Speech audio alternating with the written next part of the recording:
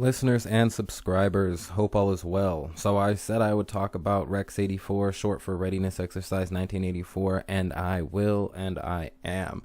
So here we go. Really, the parallels to Rex 84 and the recent government shutdown are stunning because in this it talks about a plan that was to directly invade Central America, and just recently we had those Central American migrants coming up, circa the caravan. The government shutdown was 35 days long, and this Readiness Exercise 1984 was 35 years ago. So I thought that's pretty interesting. And these classified scenarios, they give us some insight into what the government plans without informing the people. Okay, and this is just par for the course and review for some, but many seem to overlook this when attempting to articulate to someone the more nefarious aspects to the political and governing systems. So really, this right here, what I'm just trying to do is paint a picture to show you that, yes, the government does things in secret. Yes, it has nefarious underpinnings. And yes, sometimes it's not good for the people after all. Okay, so without any further ado, let's go ahead and get into this. Rex 84, short for Readiness Exercise 1984, was a classified scenario and drill developed by the United States federal government to detain large numbers of United States citizens deemed to be national security threats in the event that the president declared a state of national emergency. Wow. The plan was first revealed in detail in a major newspaper by reporter Alfonso Chardi in the July 5, 1987 edition of the Miami Herald. Possible reasons for such a roundup were reported to be widespread opposition to a U.S. military invasion abroad, such as if the United States were to directly invade Central America. And remember, we had Central American migrants coming up here, and we sent $10 billion down to Central America circa the caravan. That's pretty incredible.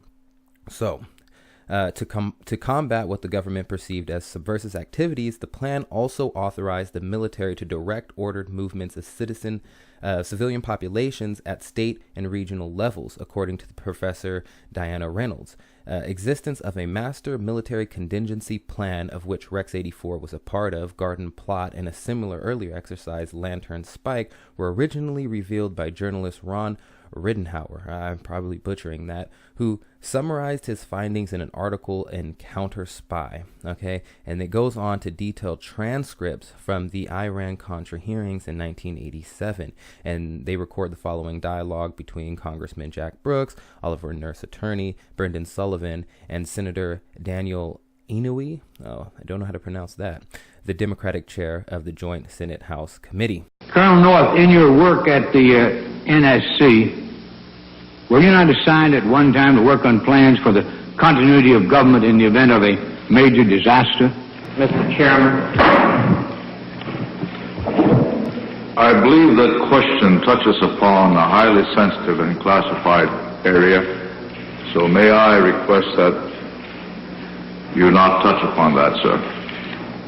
I was particularly concerned, Mr. Chairman, because I read in Miami papers and several others that there had been a plan developed by that same agency, a contingency plan in the event of emergency that would suspend the American Constitution. And I was deeply concerned about it and wondered if that was the area in which he had worked.